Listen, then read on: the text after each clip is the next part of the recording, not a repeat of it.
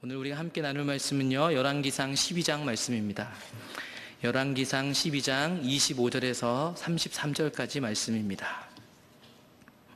오늘 우리가 함께 나눌 말씀은 열왕기상 12장 25절에서 33절까지 제가 이렇게 읽겠습니다. 여로보암이 에브라임 산지에 세겜을 건축하고 거기서 살며 또 거기서 나가서 브느엘을 건축하고 그의 마음에 스스로 이르기를 나라가 이제 다윗의 집으로 돌아가리로다. 만일 이 백성이 예루살렘에 있는 여호와의 성전에 제사를 드리고자 하여 올라가면 이 백성의 마음이 유다왕 된 그들의 주 르호보암에게로 돌아가서 나를 죽이고 유다의 왕 르호보암에게로 돌아가리로다 하고 이에 계획하고 두 금송아지를 만들고 무리에게 말하기를 너희가 다시는 예루살렘에 올라갈 것이 없도다. 이스라엘아, 이는 너희를 애굽 땅에서 인도하여 올린 너희의 신들이라 하고 하나는 베델에 두고 하나는 단에 둔지라. 이 일이 죄가 되었으니 이는 백성들이 단까지 가서 그 하나에게 경배함이더라. 그가 또 산당들을 짓고 레위 자손 아닌 보통 백성으로 제사장을 삼고 8째 달 곧 그 달 15째 날로 절기를 정하여 유다의 절기와 비슷하게 하고 제단에 올라가되 베델에서 그와 같이 행하여 그가 만든 송아지에게 제사를 드렸으며 그가 지은 산당의 제사장을 베델에서 세웠더라. 그가 자기 마음대로 정한 달 곧 8째 달 15째 날로 이스라엘 자손을 위하여 절기를 정하고 베델에 쌓은 제단에 올라가서 분향하였더라. 아멘. 저는 오늘 열왕기상 12장부터 시작되는 말씀을 통해서요, 어둠 속 빛의 실체라는 제목으로 함께 말씀을 나누려고 합니다. 제가 제목 가운데 어둠이라는 얘기를 이렇게 넣었는데요, 여기서 제가 오늘 제목 가운데 둔 어둠이라는 것은 이제 아담 이후로 타락한 이 지금까지의 시대, 이걸 얘기하는 게 아니라요, 제가 제목에 언급하는 어둠은 이런 겁니다. 하나님이 언약 백성 삼아주셨습니다. 이집트에서 이스라엘 백성들을 꺼내주시고 그들을 언약 백성 삼았는데요, 그 언약 백성이 언약을 깨뜨리고 하나님을 떠난 시대를 제가 지금 이 어둠이라고 표현해 놨습니다. 구약 성경을 전체를 살펴보면 사실 대부분의 시간들은 이들이 하나님으로부터 구원받은 언약 백성임에도 불구하고 자기 마음대로 사는 어둠의 시대를 살았습니다. 다만 그 가운데에서 하나님께 선택되고 어둠의 시대를 지나면서 빛의 세대로 다시 올 때 다윗, 솔로몬, 다양한 사람들을 사용해서 잠시 동안 그 일이 잘 되는 것처럼 보였을 뿐입니다. 사실은 대부분 어둠이었습니다. 그 중에서 가장 어두운 시대를 살펴보려고 합니다. 그리고 예수님을 믿는다고 고백은 하지만 그 실상이 어둠에 가득 차 있는 우리의 현실과 구약 성경 곳곳에 발견되는 가장 어두운 시대는 오늘날 우리하고 동일하기 때문에 이 어둠을 살펴보려고 합니다. 그래서 이 어둠을 살펴보고 그 어둠 속에 그나마 살아있는 빛, 오늘날로 보자면 하나님을 떠나고 예수 그리스도를 욕되게 하는 오늘날의 믿는 성도들 가운데 그나마 하나님을 따라간다고 하는 빛이라고 불리는 사람들의 실체가 어떤지를 좀 살펴보려고 합니다. 먼저 이 시대가 얼마만큼 깊은 어둠 속에 있었는지 우리가 오늘 읽은 본문의 어둠을 좀 살펴보려고 합니다. 열왕기상 12장 16절부터 이렇게 보게 되면요, 이런 얘기들이 나옵니다. 오늘의 우리가 읽은 본문의 이제 상황들이 되는 건데요. 온 이스라엘이 자기들의 말을 왕이 듣지 아니함을 보고 왕에게 대답하여 이르되 우리가 다윗과 무슨 관계가 있느냐? 이세 아들에게서 받을 유산이 없도다. 이스라엘아, 너희의 장막으로 돌아가라. 다윗이여, 이제 너는 내 집이나 돌아보라 하고 이스라엘이 그 장막으로 돌아가니라. 이제 뒤에도 더 읽어드릴 텐데 잘 보시면 이 상황이 어떤 상황이냐면 지금 이스라엘 백성들이 솔로몬 뒤에 왕이 된 르호보암한테 따지는 상황입니다. 사실은요, 솔로몬 시대를 지나가면서 하나님이 오시는 집인 성막이 회복돼서 성전 형태로 지어졌지만 이것 때문에 이 백성들은 많이 힘들고 지쳐있는 상태였습니다. 그 가운데 르호보암이 그 솔로몬의 뒤를 이어서 언약 백성의 리더가 되었는데 그 사람이 잘 이끌지 못했습니다. 그래서 불평들이 생겨나기 시작했고요. 17절, 그러나 유다 성읍들에 사는 이스라엘 자손에게는 르호보암이 그들의 왕이 되었더라. 한 지파에만 왕이 된 겁니다. 18절, 르호보암 왕이 역군의 감독 아도람을 보냈더니 온 이스라엘이 그를 돌로 쳐 죽인지라. 르호보암 왕이 급히 수레에 올라 예루살렘으로 도망하였더라. 이미 있잖아요. 이 정치계가, 이 이스라엘 통일국가가 어떤 정치적인 것들로 나누어지고 있었다는 것입니다. 르호보암을 따르는 유다 한 지파와 나머지 이스라엘, 온 이스라엘로 불리는 나중에 북이스라엘이 되는 그 나라하고 이렇게 갈라지게 됐다는 것이 나타나기 시작한 거죠. 19절. 이에 이스라엘이 다윗의 집을 배반하여 오늘까지 이르렀다. 여러분, 여기서 다윗의 집을 배반했다고 나오고 있는데요. 여기서 나온 다윗의 집은 정확하게 사무엘하 7장에 나오는 다윗 언약에서 나왔던 이야기입니다. 그러니까 이 말은 무슨 말이냐면 하나님의 언약을 배반한 겁니다. 이거는 르호보암이 잘했다는 얘기를 하고 있는 것이 아닙니다. 남유다 또한 잘못했습니다. 근데 이들이 다윗의 집을 배반했다고 얘기하는 것은 뭐냐면 하나님의 언약을 저버린 세대라는 것을 보여주는 것입니다. 그런데도 불구하고 그나마 거기서 하나님은 하나님의 질투로 일하기 때문에 유다 지파 가운데 예수님이 오시는 것 뿐입니다. 남유다가 좀 더 잘하고 북이스라엘이 나빴고 얘네가 좀 더 잘했기 때문에 얘네를 통해서 하나님 일하고 계신 건 아닙니다, 여러분. 하나님의 은혜로 그렇게 일하고 계신 거죠. 이 표현은 12장 19절은 그래서 이들이 언약 백성임에도 불구하고 하나님과의 언약을 깨뜨린 세대 속에 있다는 것을 보여주는 겁니다. 예, 다윗과 언약을 하셨거든요. 다윗의 집이 영원하게 할 거라고 했는데 그 언약이 깨뜨려졌다는 것을 보여주고 있습니다. 이 언약을 누가 깨뜨렸느냐? 하나님이 아닌 이스라엘 백성들이 깨뜨렸다고 19절은 이야기하고 있습니다. 20절. 온 이스라엘이 여로보암이 돌아왔다 함을 듣고 사람을 보내 그를 공회로 청하여 온 이스라엘의 왕으로 삼았으니 유다 지파 외에는 다윗의 집을 따르는 자가 없느니라. 예. 그래서 남유다와 유다 지파를 제한 나머지 지파들이 합쳐진 북이스라엘 왕이 생기게 된 겁니다. 그게 바로 여로보암이었습니다. 여러분, 우리가 오늘 읽은 이 말씀에 여로보암이 등장하는데 이런 배경 안에서 여로보암이 왕이 되었는데 그가 어떤 사람이었느냐? 오늘 우리가 살펴본 본문인데요. 함께 다시 천천히 살펴보겠습니다. 열왕기상 12장 25절, 26절. 여로보암이 에브라임 산지에 세겜을 건축하고 거기서 살며 또 거기서 나가서 분우엘을 건축하고 그의 마음에 스스로 이르기를 나라가 이제 다윗의 집으로 돌아가리로다. 여러분, 여로보암이 에브라임 산지 세겜을 건축했습니다. 세겜이란 곳은요, 여호수아가 세겜 언약이라는 곳, 그러니까 여호수아 막바지에 보면 이 세겜이라는 곳에서 이스라엘 백성들을 상대로 약속을 합니다. 그러니까 이스라엘 백성들에게 있어서 세겜이라는 곳은 하나님과 관계된 매우 종교적이고 매우 신성시 여기는 곳의 하나입니다. 그렇기 때문에 이 여로보암이 자기의 정치적 목적을 가지고 여기다가 건축을 하고요. 그리고 나서 근데 12장 26절에 보면 우리가 방금 읽었지만 그의 마음에 스스로 이르기를 나라가 이제 다윗의 집으로 돌아가리라 생각했습니다. 이 말은 다른 번역으로 보면 더 쉬운데요. 여로보암이 이렇게 정치적인 것도 구축했지만 속으로 생각했답니다. 이 나라가 다시 다윗의 집으로 돌아갈지도 모르겠다. 바꿔 얘기하면 27절에 더 자세히 나옵니다. 12장 27절. 만일 이 백성이 예루살렘에 있는 여호와의 성전에 제사를 드리고자 하여 올라가면 이 백성의 마음이 유다 왕 된 그들의 주 르호보암에게로 돌아가서 나를 죽이고 유다의 왕 르호보암에게로 돌아가리로다 하고.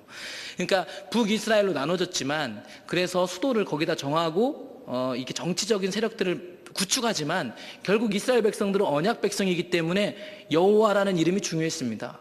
이 사람들이 타락했어도요, 하나님이란 이름에 벌벌 떨게 돼 있단 말이에요.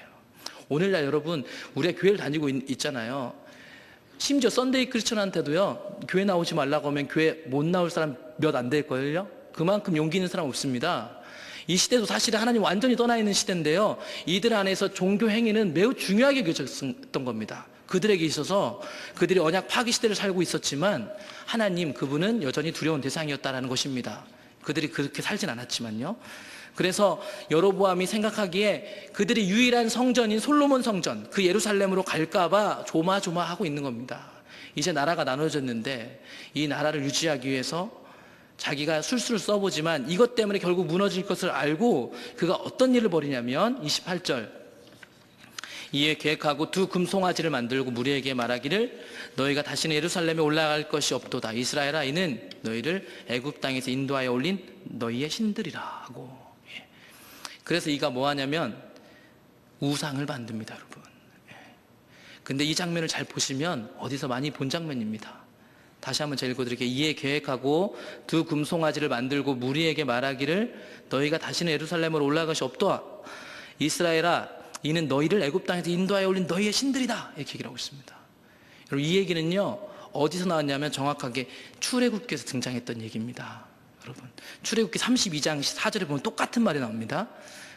아론이 그들의 손에서 금고리를 받아 부어서 조각칼로 새겨 송아지 형상을 만드니 그들이 말하되 이스라엘아, 이는 너희를 애굽 땅에서 인도하여 낸 너희의 신이로다. 똑같은 말입니다. 여러분, 잘 보셔야 할 것은 뭐냐면 여로보암이든 아론이든 두 금송아지를 향해 아론과 여로보암이 똑같이 뭐라고 얘기하고 있냐면 그들을 구원해낸 여호와라고 얘기를 해주고 있습니다. 여러분, 우상을 지어놓고 다른 신이다라고 얘기하고 있지 않아요. 여러분, 이게 하나님이다라고 동일하게 얘기하고 있어요. 아론이 이 금송아지를 출애굽기 32장에서 지었을 때 잘 읽어보시면 알겠지만 이 사람은 눈으로 보지 못하는 이 무지몽매한 백성들에게 하나님을 눈으로 보여주기 위해서 형상을 삼은 거였습니다. 이건 송아지가 아니었어요. 여호와였어요. 그들 수준에 맞춰진 교보제였단 말이에요. 교육 보조 재료. 어떻게 보면. 그런데 하나님이 그거를 노여워하셨습니다. 여러분, 우상이라는 것이요, 우리가 교회를 다니기 때문에 우리는 우상 숭배하고 아무 관련이 없다라고 생각하고 있지만 성경에 보면 우상 숭배하고 있는 대부분의 사람들은 자기가 우상 숭배하고 있다라고 표현되고 있지 않습니다. 여러분, 이들은 이게 하나님이라고 생각해서 했던 것입니다. 여로보암도 마찬가지 정치적 목적도 있었지만 북이스라엘의 언약 백성 리더로서 여호와가 중요하다는 것만큼은 이 사람도 충분히 알고 있습니다. 그렇기 때문에 이 사람은 정치적인 목적뿐만 아니라 이 북이스라엘에도 여호와가 필요하다는 사실을 이렇게 표현하고 있는 겁니다. 여러분, 그래서 금송아지를 지은 것입니다. 여러분, 오늘 우리가 이 얘기를 나누고 있는데요, 북이스라엘은 불신자를 얘기하는 게 아닙니다. 여러분, 성경에 나오는 하나님의 진노가 임하는 이스라엘 백성은 언약 백성입니다. 오늘날로 보자면 예수님 믿겠다고 하는 사람들이란 말입니다. 여러분, 그 사람들이 이렇게 하고 있는 거예요. 그러니까 이 우상 숭배하는 게 제사상에 절하는 사람, 그런 사람들 생각하지 마시고 바로 오늘날 우리한테 한 얘기입니다. 우리가 이렇게 하고 있다는 거예요. 그리고 열왕기상 12장 29절 30절에 보면 두 군데다 단을 설치했습니다. 하나는 베델에 두고 하나는 단에 둔지라. 이 일이 죄가 되었으니 이는 백성들이 단까지 가서 그 하나에게 경배함이더라. 여러분, 송아지, 그러니까 금송아지를 만들었을 뿐만 아니라 제단을 두 곳에 뒀습니다. 이스라엘 백성들은요, 오로지 한 곳에서 예배하게 되어 있습니다. 그게 이 시대에는 예루살렘에 있는 솔로몬 성전이었습니다. 신명기 12장 13절 14절에서 하나님이 분명히 얘기하셨습니다. 너는 삼가서 내게 보이는 아무 곳에서나 번제를 드리지 말고 오직 너희의 한 지파 중에 여호와께서 택하실 그곳에서 번제를 드리고 또 내가 내게 명령하는 모든 것을 거기서 행할지니라. 신명기 12장 13절 14절은 아무 곳에서나 예배를 드리면 안 되고 하나님이 정하실 한 곳, 거기서 예배하게끔 되어 있습니다. 제사 드리게끔. 그게 바로 예루살렘에 있는 솔로몬 성전이었습니다. 이때는. 그런데 그렇게 하지 않았던 것입니다. 여러분, 열왕기상 12장 31절, 그가 또 산당들을 짓고 레위 자손 아닌 보통 백성으로 제사장을 삼고, 우리 잘 아시잖아요. 레위 자손 아닌 보통 백성으로 제사장을 삼을 수 없습니다.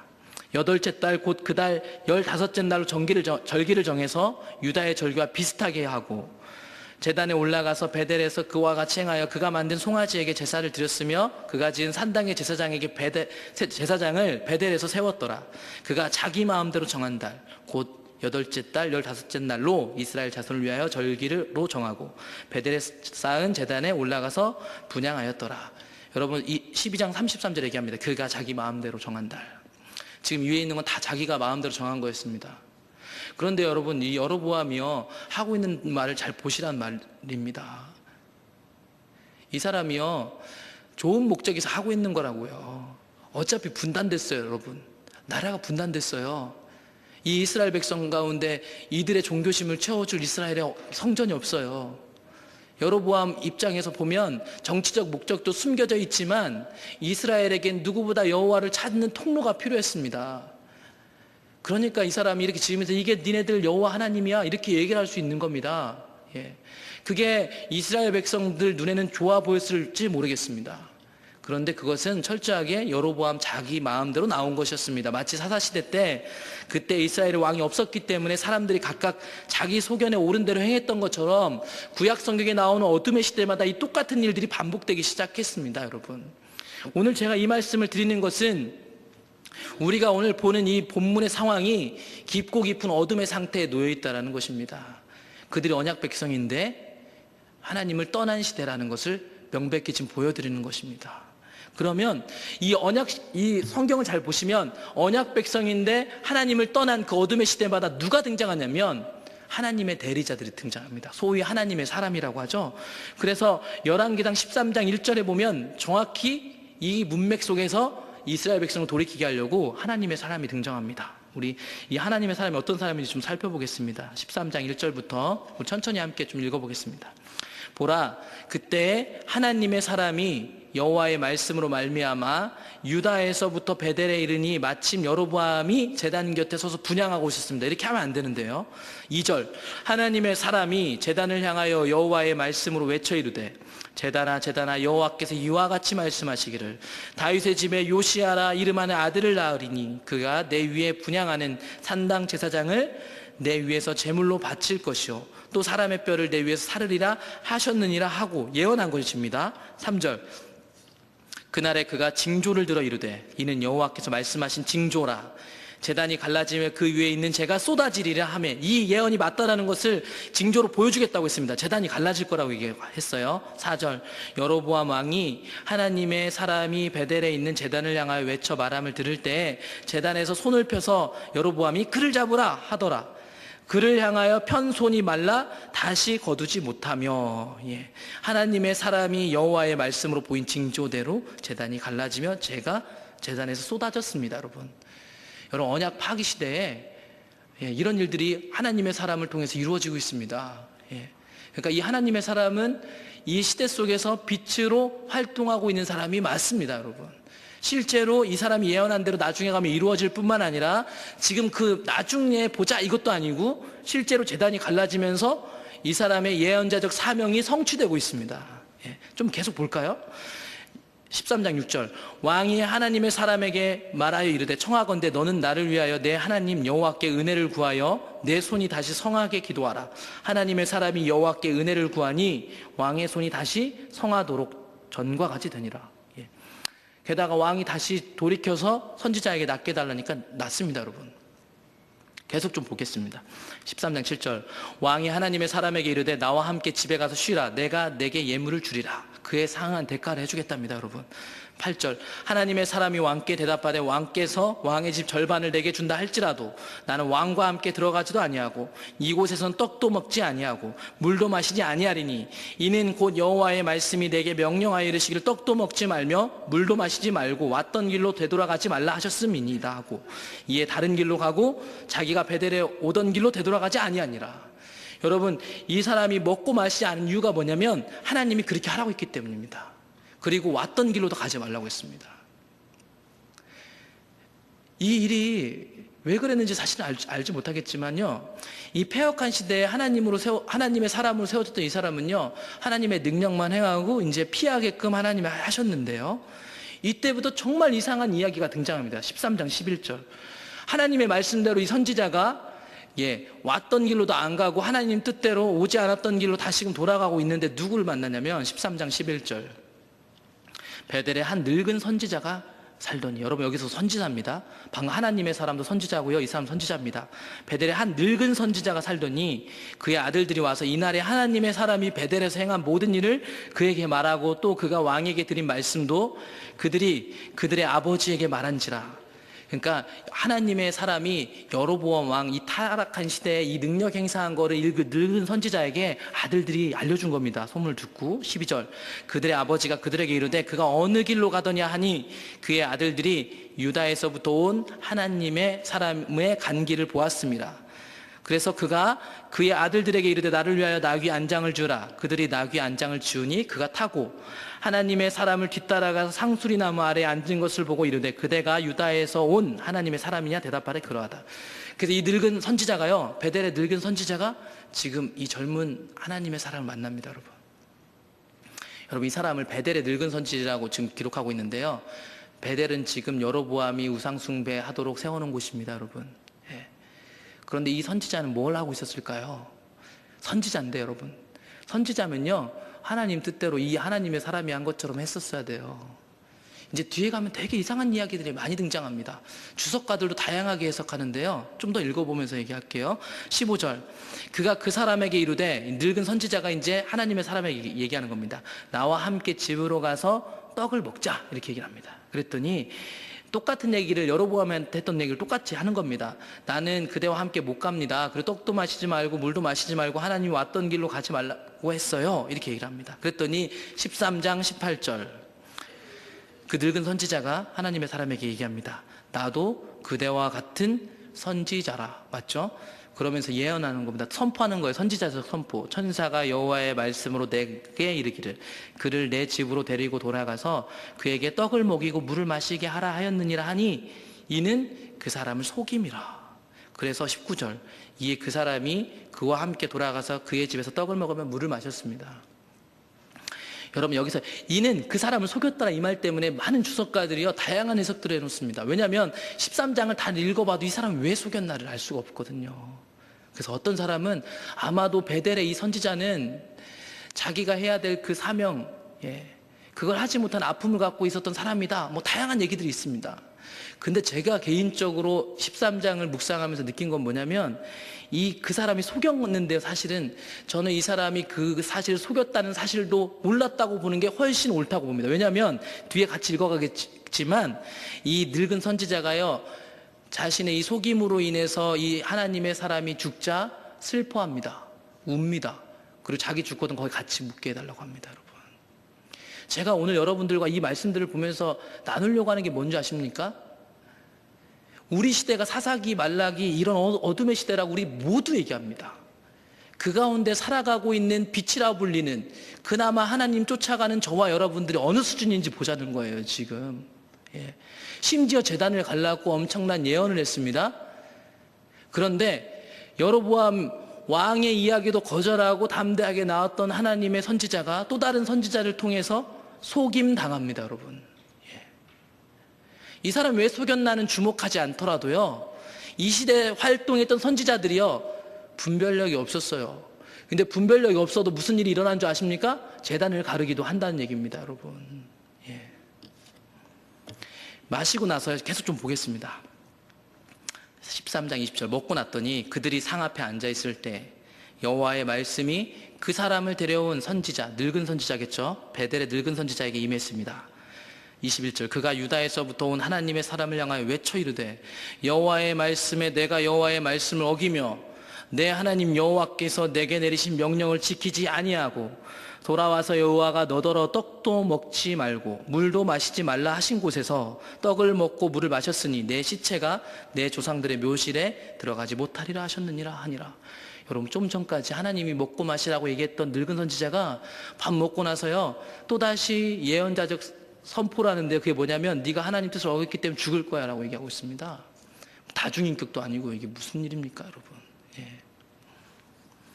그리고 그 뒤에 보면 이 말이 하나님의 평가, 이 선포는 맞은 평가였다라는 것이 나옵니다. 23절. 그리고 자기가 데리고 온 선지자가 떡을 먹고 물을 마신 후에 그를 위하여 나귀 안장을 지우니라. 이에 그 사람이 가더니 사자가 길에서 그를 만나 물어 죽이매 그의 시체가 길에 버림받으니 나귀는 그 곁에 서 있고 사자도 그 시체 곁에 서 있더라.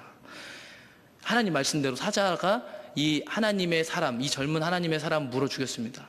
그런데 배고파서 죽인 게 아니었다라는 것이 우리가 읽는 텍스트에서 발견됩니다. 옆에 나귀가 있었는데 나귀는 건들지도 않았고, 시체가 그대로 엎어져 있는.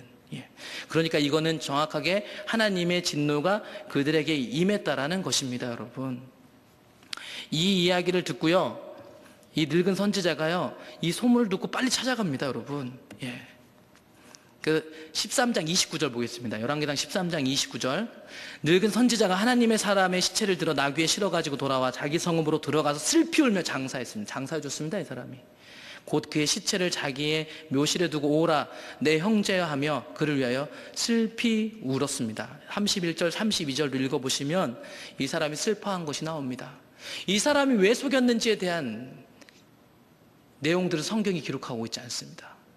다만 이 시대에 선지자라고 부리는 사람들이요, 하나님의 뜻을 행하기도 했는데요, 속기도 하고요, 그래서 거기서 죽임당하기도 하고요. 그리고 베델에 살고 있는 이 늙은 선지자는 늙을 때까지 무엇을 하고 있었단 말입니까?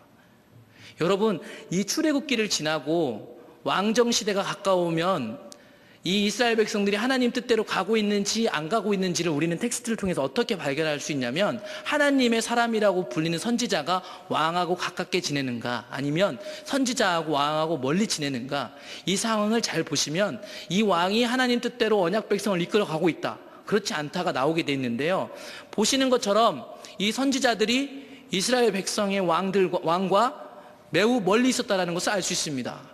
그래서 하나님의 말씀 선포할 수도 없고요, 그러니까 하나님의 말씀 끊긴 시대고요, 하나님을 알지 못하는 시대고요, 그 알지 못한 시대에 살고 있는 여러분, 선지자도요, 죄송하지만 별 볼 일 없습니다. 여러분,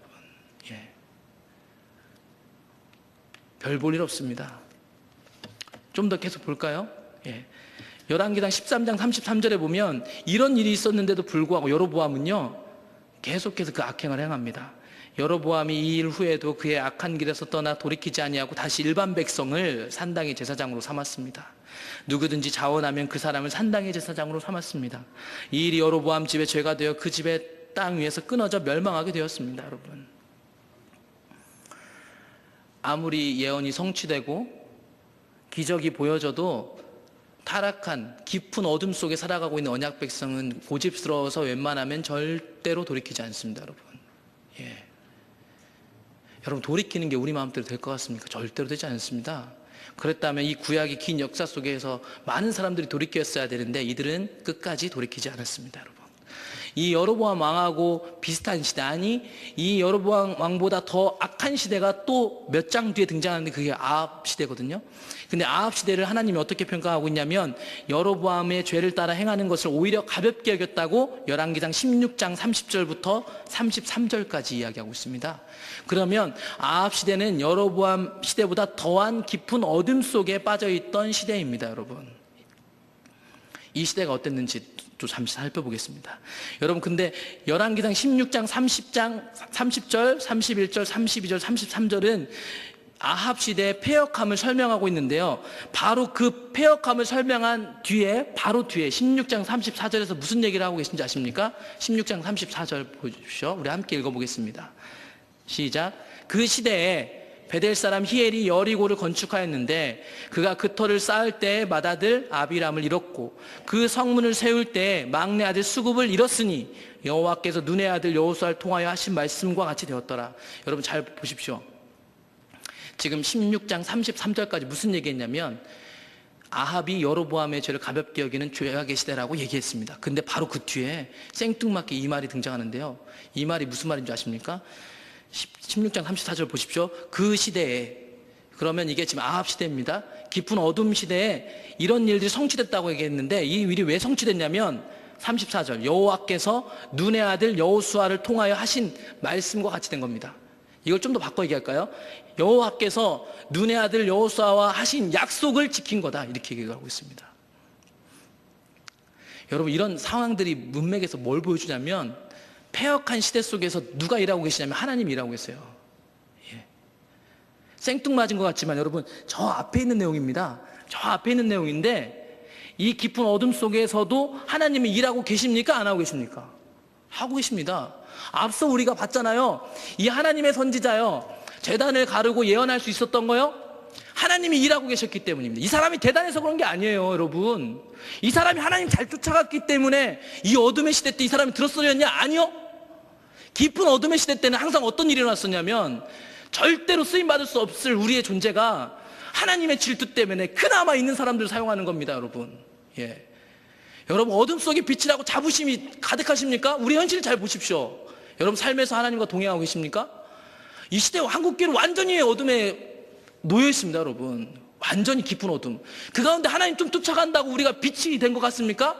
하나님이 샘물결 성교와 포도나무결 사용한 것은요, 그게 하나님 열망이기 때문에 하나님이 사용하실 뿐이지, 우리가 좀 더 괜찮고 좀 더 하나님 잘 쫓아가기 때문에 쓰는 게 아닙니다. 여러분, 예. 우리가 좀 더 긴 예배를 드리고 선택하고 포도나무께 선택해서 하나님 사용하신 게 아니에요. 어둠한 시대를 잘 보세요. 우리는 이 사람들처럼 우리의 예언이 맞아 들어갑니까? 우리의 감동은 몇 %나 맞아 들어갑니까, 여러분?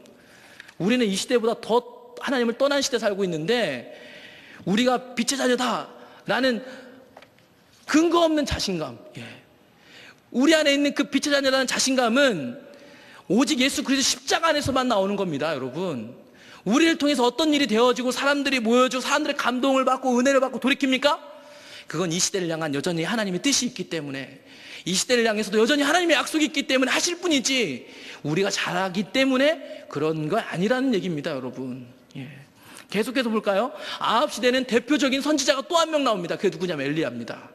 열왕기상 17장 1절, 길르앗에 우거하는 자 중에 디셉 사람 엘리야가 아합에게 말하되 내가 섬기는 이스라엘의 하나님 여호와께서 살아계심을 두고 맹세하노니 그 말이 없으면 수년 동안 비도 이슬도 있지 아니하리라. 예. 비도 못 내리게 할 수 있는 선지자가 나왔습니다. 어둠의 시대 때는 제가 늘 말씀드렸죠. 이를 대적하는 빛의 역할을 하는 하나님의 사람이 등장하는 그게 엘리야였습니다. 그래서 이 사람이 비 안 내리라고 하면 안 내리게끔 하나님이 이 사람이 말에 권세를 두었습니다. 좀 계속 읽어보겠습니다. 열왕기상 18장 16절, 오바댜가 가서 아합을 만나 그에게 말하매 아합이 엘리야를 만나러 가다가 엘리야를 볼 때 아합이 그에게 이르되 이스라엘을 괴롭게 하는 자여 너냐? 18절, 그가 대답하되 내가 이스라엘을 괴롭게 한 것이 아니라 당신과 당신의 아버지의 집이 괴롭게 하였으니 이는 여호와의 명령을 버렸고 당신이 바알들을 따랐습니다. 여기서 한 가지 더 보고 갈까요? 여러분, 여기서 나오는 아합을 무조건 나쁜 사람이라고 평가하지 마십시오. 나쁜 사람 맞는데요, 아합이 지금 어느 나라 왕이냐면 이스라엘 백성 왕이에요. 이스라엘 백성은요, 하나님이 출애굽시켜가지고 언약 백성 만든 민족입니다, 여러분. 이방 민족 아니에요. 예. 그렇기 때문에 이스라엘 백성의 왕이면 언약 백성이 누군지를 가장 잘 알아야 돼. 근데 이 사람이 무슨 얘기를 하냐면 엘리압으로 네가 우리를 괴롭게 하는 사람이냐 얘기하고 있어요, 여러분. 누가 누구를 괴롭게 하는지 모르는 거예요. 여러분, 이 시대에 많은 하나님을 떠난 하나님의 지도자들이 자기가 하나님을 떠났다는 걸 알면 돌이킬 겁니다. 우린 다 손가락질합니다. 왜 목사가 저러지? 왜 하나님 믿는다는 사람이 저러지? 예. 그 사람들이요, 여러분, 옳지 않다는 걸 알면 돌이켰을 거라니까요. 우리는 옆에서 보기에 옳다 아니다 우리가 평가하지만 사실은 그들은 절대 알지 못합니다. 그게 눈이 가려진 겁니다. 아합 왕은 정확하게 눈이 가려져 있었고요. 사실은요, 아합 왕도 여기에 타락한 이스라엘 백성도 거시적인 관점에서 보면 빛입니다. 왜냐하면 이들이 언약 백성이기 때문입니다. 하나님이 구해낸 이스라엘 백성이기 때문에. 그런데 보세요, 18장 20절, 아합이 이에 이스라엘의 모든 자손에게로 사람을 보내 선지자들을 갈멜산으로 모입니다. 이렇게 갈멜산 전투가 일어나죠. 그때 엘리야가 모든 백성에게 가까이 나아가 이르되, 언약 백성입니다, 여러분. 너희가 어느 때까지 둘 사이에서 머뭇머뭇하려느냐? 여호와가 만일 하나님이면 그를 따르고 바알이 만일 하나님이면 그를 따를지나 하니, 백성이 어떻게 대답한 줄 아십니까? 백성이 말 한마디도 대답하지 아니하는지라. 여러분, 불신자 아니라니까요. 교회 다니는 사람이에요. 오늘 여기 선포되어지는 복음으로 여러분 구원받은 백성입니까? 그렇지 않습니까? 선택하십시오 했는데 사람들이 예도 아니고 아니어도 아무 얘기도 할 수 없는 시대. 예. 심지어 이 싸움에서 승리를 얻었는데요, 19장에 가면 엘리야가 도망갑니다, 여러분. 예. 이건 말이 안 돼요, 이 도망가는 것 자체가. 그래서 엘리야가 우리가 잘 아는 것처럼 이세벨의 협박에 도망가기 시작하죠. 그래서 19장 4절, 열왕기상 19장 4절을 보게 되면 자기 자신은 광야로 들어가 하룻길쯤 가서 한 노뎀나무 아래에 앉아서 자기가 죽기를 원하여 이르되, 여호와여, 넉넉하오니 지금 내 생명을 거두시옵소서. 나는 내 조상들보다 낫지 못하니이다 하고 이렇게 얘기를 합니다. 영적 전쟁을 승리했을지 몰라도요, 어둠을 살아가는 빛의 실체는요, 이렇게 무기력하고 힘이 없어요. 예. 여러분, 우리가 그래요, 이 시대에. 근데 왜 우리는 우리를 신뢰하고 있을까요? 우리가 좀 더 레디컬한 설교를 할 수 있고 레디컬한 하나님을 따라가고 있기 때문에 우리가 이 시대에 그나마 빛의 역할을 하고 있다고 생각하는 것은 오산입니다, 여러분. 그렇게 우리를 사용하는 것처럼 보이는 것은 앞서 말씀드린 것처럼 그게 하나님의 약속이고, 하나님은 그러신 분위기에 하나님 일을 자연스럽게 이 어둠 속에서도 해가실 뿐입니다, 여러분. 예. 이런 일들은요, 뒤에 가면 계속 등장합니다. 열왕기상 19장 9절과 10절, 13절, 14절에 보면 엘리야가 몇 번이나 이렇게 얘기합니다. 하나님, 이 땅에 제가 열심히 하나님 만군의 여호와에 대해서 열심히 유별한데요, 이는 이스라엘 자손이 주의 언약을 버리고 주의 제단을 헐며 칼로 주의 선지자들 죽였습니다. 오직 나만 남았습니다. 이렇게 얘기를 합니다. 그런데 열왕기상 22장 5절에 가면 사실은 엘리야만 남은 게 아니었습니다. 여러분, 22장 5절 볼까요? 여호사밧이 또 이스라엘의 왕에게 이르되 청하건대 먼저 여호와의 말씀이 어떠하신지 물어보소서. 여기서 이스라엘 왕이 아합입니다. 여호사밧과 아합이 이렇게 같이 연합해서 공격하려고 전쟁을 나갈 때 이런 일이 일어났는데 6절 보세요. 이스라엘 왕이 이에 선지자 400명쯤을 모으고, 여기 나오는 선지자 400명은 아까 아합 시대 때 나왔던 400명, 450명을 생각하니까 이방신들의 선지자같이 보이지만 잘 보십시오. 그들에게 이르되 내가 길르앗 라몬에 가서 싸우랴 말랴. 그들이 이르되 올라가서 주께서 그 성읍을 왕의 손에 넘기시리다. 이렇게 예언했습니다. 22장 7절 여호사밧이 이르되 이 외에 우리가 물을 만한 여호와의 선지자가 여기 있지 않습니까? 예. 다른 번역본들은 그래서 이걸 어떻게 얘기하고 있냐면요, 야훼의 다른 야훼의 예언자는 없습니까? 이렇게 얘기합니다. 그럼 여기 있는 400명은 여호와의 예언자입니까? 아닙니까? 여호와 예언자의 이름으로는, 이름으로는 400명이나 되는 사람이요, 여호와의 이름으로 선지자 노릇을 하는 사람이었다라는 것입니다, 여러분. 기가 막힐 노릇이죠. 그러니까 다 가짜였다라는 거예요. 그러면서 미움받는 선지자 미가가 등장하는데, 이스라엘의 왕이 22장 8절 이스라엘의 왕이 여호사밧 왕에게 이르되 아직도 이물라의 아들 미가야 한 사람이 있으니 그로 말미암아 여호와께 물을 수 있으나 그는 내게 대하여 길한 일은 예언하지 아니하고 흉한 일만 예언하기로 내가 그를 미워하나이다. 여호사밧이 이르되 왕은 그런 말씀을 마소서. 이제 이 이야기는 잘 아니까 제가 중요한 것들만 읽고 지나가는 겁니다, 여러분.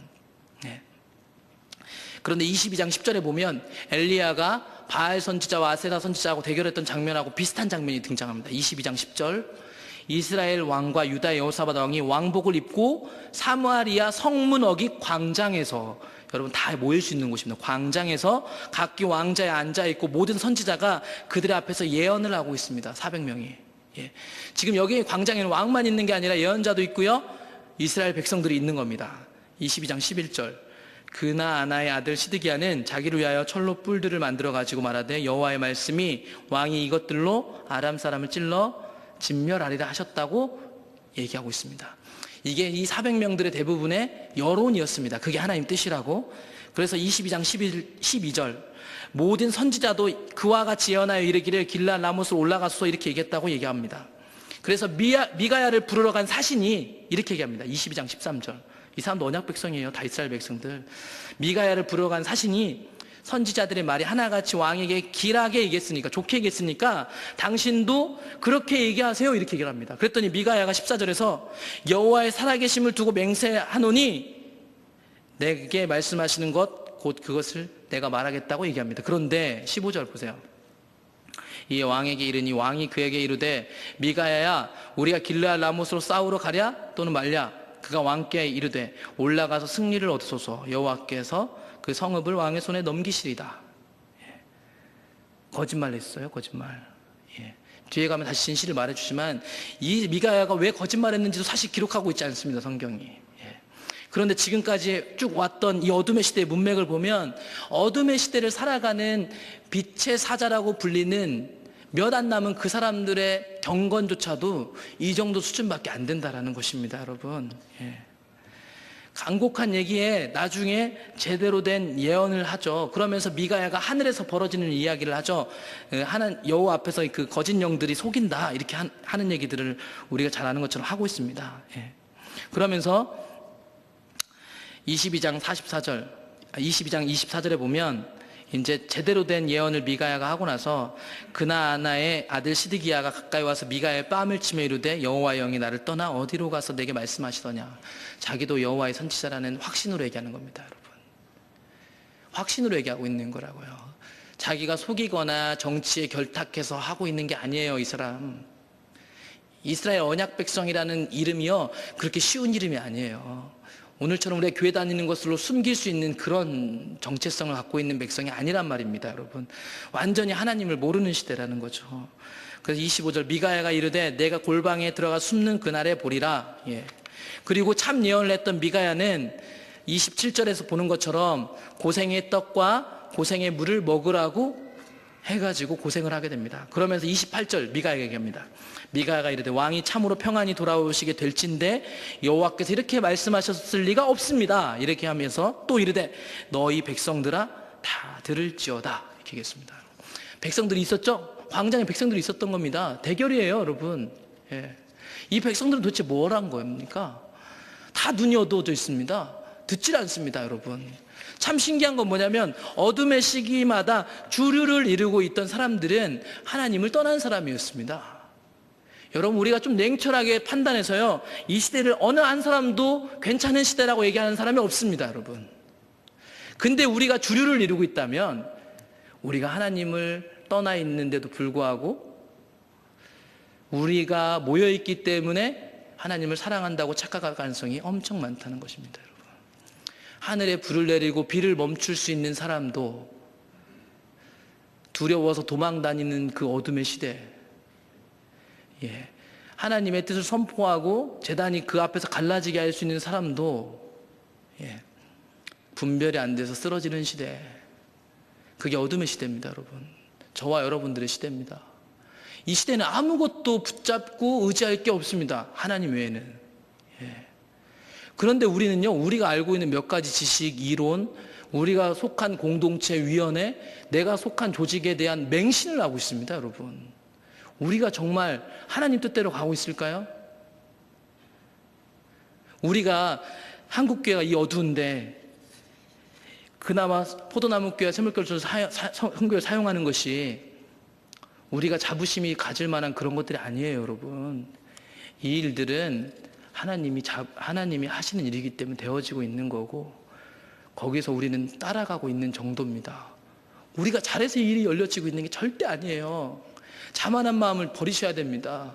이런 메시지들이 우리에게 전해지는 이유는 이 어둠의 시대 때 정말 자신의 그 어떤 것도 의지하지 않고 오직 주님만 의지하게 하시려는 하나님의 비밀이 숨겨져 있는 것입니다. 자신이 알고 있는 경험들을 내버리십시오. 오늘 하나님이 여러분들에게 하시는 실체를 바라보셔야 됩니다, 여러분. 하나님께서는 예수님을 통해서 진짜 열매가 무엇인지를 끊임없이 얘기해 오셨습니다. 마태복음 7장 20절을 자주 얘기하는데요, 마태복음 그 7장 20절 앞에는 나무 얘기를 하면서 그 나무가 그에 합당한 열매를 맺는다고 얘기하고 있습니다. 그러면서 20절에 보면 이러므로 그들의 열매로 그들을 알리라. 21절, 나더러 주여 주여 하는 자마다 다 천국에 들어갈 것이 아니요 다만 하늘에 계신 내 아버지 뜻대로 행하는 자라야 들어갑니다. 그날에 많은 사람이 나더러 이르되 주여 주여 우리가 주의 이름으로 선지자 노릇하며 주의 이름으로 귀신을 쫓아내며 주의 이름으로 많은 권능을 행하지 아니하였습니까? 하리니 그때 내가 그들에게 밝히 말하되 내가 너희를 도무지 알지 못하니 불법을 행하는 자들아 내게서 떠나가라 하리라. 예. 여러분 보세요. 선지자 노릇했대요. 귀신 쫓아냈대요. 많은 능력을 행사했답니다. 그런데 예수님이 모르겠답니다, 여러분. 예. 이 능력이 행사되어지고 우리를 통해서 어떠한 사람들 변화되는 그건 하나님의 일이라서 그런 거지 우리가 잘하고 있기 때문이 절대 아닙니다, 여러분. 우린 날마다 우리를 돌아보지 않으면 살아갈 수 없는 깊고 깊은 암흑의 시대에 살고 있다니까요.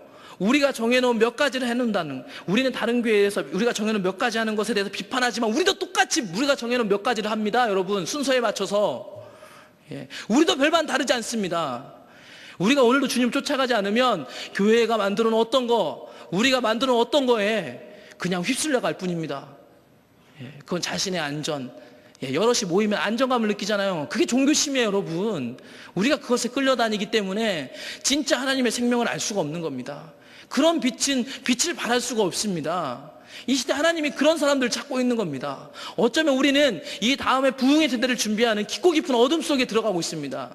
이 어둠을 거치고 나면 진짜들이 나타날 겁니다. 다윗과 같은, 솔로몬과 같은 그런 하나님의 사람들이 일어날 겁니다. 모세와 같은.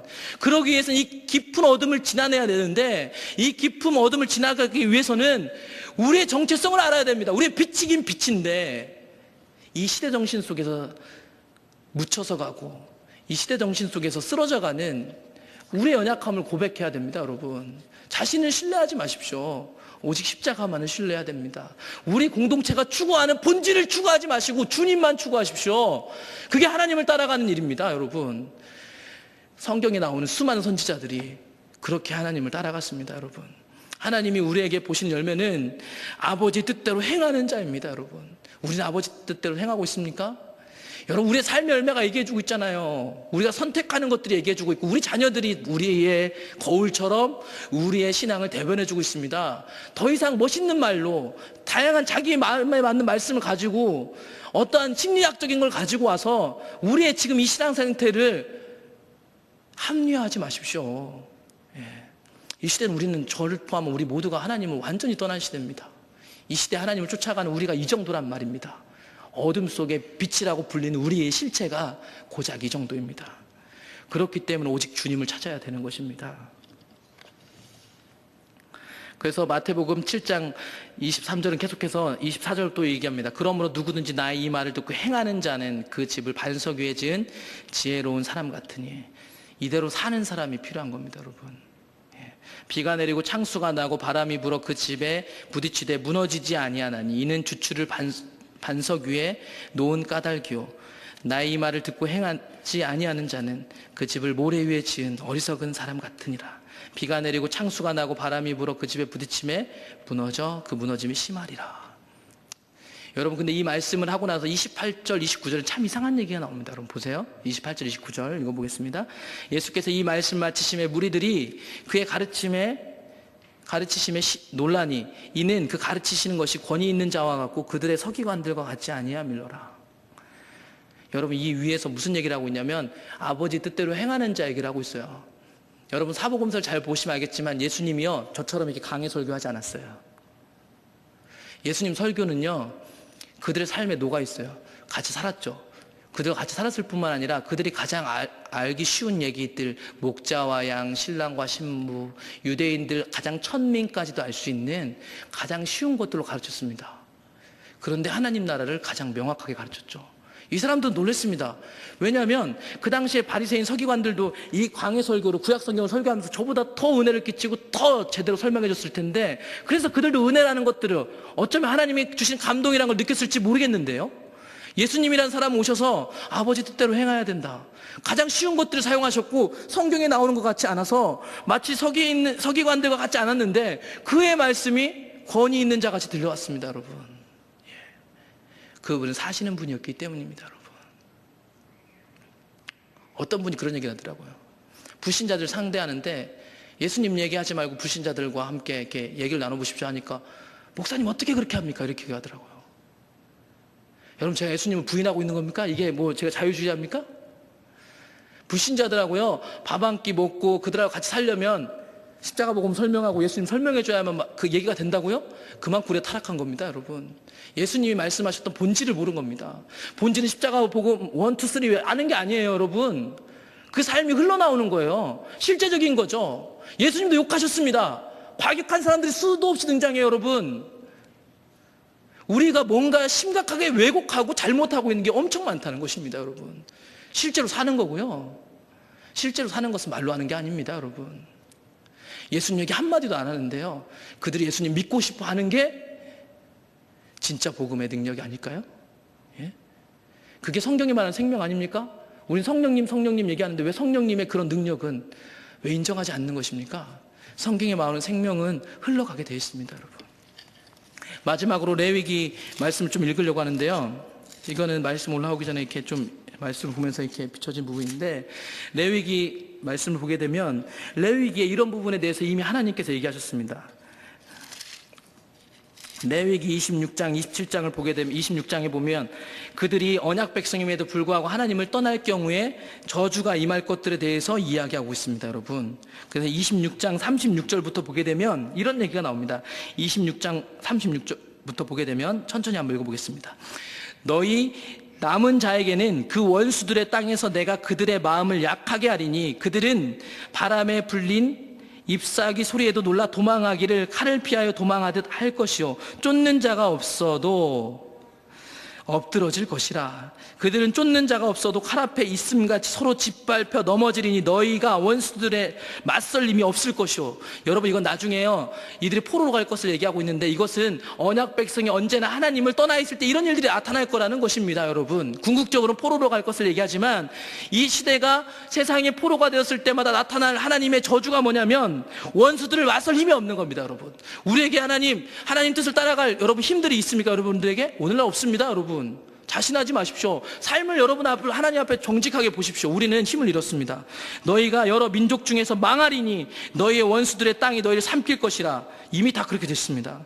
너희 남은 자가 너희의 원수들의 땅에서 자기의 죄로 말미암아 쇠잔하며 그 조상들의 죄로 말미암아 그 조상같이 쇠잔하리라. 계속 힘 못 써볼 거란 겁니다. 계속해서 쩔쩔맬 거란 겁니다. 여러분, 오늘날 우리가 하나님 사랑한다 하지만 먹고 사는 문제 완전히 꽉 막혀 있고 자신의 처지와 환경과 자기 성품에 따라서 우린 철저하게 힘 한 번 못 써보고 날마다 집니다. 여기서 잘 살아보자, 그래 주님 따라가 보자 외치고 나가보십시오. 나가는 순간부터 우리의 삶이 어떤지 우린 다 알고 있습니다. 계속 보겠습니다. 그들이 나를 거스른 잘못으로 자기의 죄악과 그들의 조상의 죄악을 자복하고 또 그들이 내게 대항함으로 나도 그들에게 대항하여 내가 그들의 원수들의 땅으로 끌어갔음을 깨닫고 그 할례 받지 아니한 자들의 마음이 낮아져서 그들의 죄악의 형벌을 기쁘게 받으면 내가 야곱과 맺은 내 언약과 이삭과 맺은 내 언약을 기억하며 아브라함과 맺은 내 언약을 기억하고 그 땅을 기억하리라. 하나님이 얘기합니다. 맞아야 된다고 얘기하고 있습니다. 그 땅에 끌려가서 거기서 그 징계를 받으면 하나님이 다시금 기억하겠다고 얘기하고 있습니다. 징계를 받아야 엎드리게 되어 있습니다. 우리는 이 시대 한국교회가 완전히 멸망해야 우리는 하나님께 돌이킬 겁니다. 우리가 갖고 있는 희망들을 버리십시오. 우리가 어설픈 빛이라고 생각해서 돌이킬 수 있다는 마음을 버리십시오. 우리 모두가 하나님 완전히 떠났음을 인정하고 니느웨 백성들처럼 돌이키지 않으면 우리에게는 기회가 없습니다. 여러분, 다음 세대 아무리 외쳐보십시오. 절대로 우리의 힘으로 되지 않습니다. 여러분, 우리 전체가 하나님을 떠났음을 인정하고 느느웨 백성들처럼 이방 백성인데도 떠났다고 하니까 다 돌이켰습니다. 그 일이 일어나지 않으면 우리는 회복될 수 없습니다. 여러분, 그 일이 일어나지 않으면 회복될 수 없습니다. 여러분, 설교하는 게 너무 이제 버거워집니다. 더 이상 무슨 얘기를 하겠습니까? 성경에 다 나와 있는 내용이고 이제는 우리가 살 길을 힘써야 되고 돌이키기를 힘써야 되는데, 탁월한 설교, 많은 예배, 하나님 임재를 끌어내기 위한 우리 열심이 다 허사입니다. 우리에게 힘이 없습니다. 여러분, 이 시대 우리의 그 처지를 인정하고, 제발, 처지가 인정되지 않거든 처지가 인정될 때까지 하나님의 길에 서십시오. 다만 발견되어지는 것은 이 언약 파기 시대마다, 어둠의 시대마다 하나님은 어디서 일하고 계셨는지 아십니까? 이방인들, 세리 죄인들한테 일하고 있었습니다. 불신자들과 일하고 있었습니다. 왜냐하면 언약 백성은 하나님의 말 듣기를 싫어했거든요. 그래서 니느웨는 구원받았습니다. 여러분, 그나마 하나님께서요 군이란 통로를 열어서 우리를 다루어 가십니다. 여러분,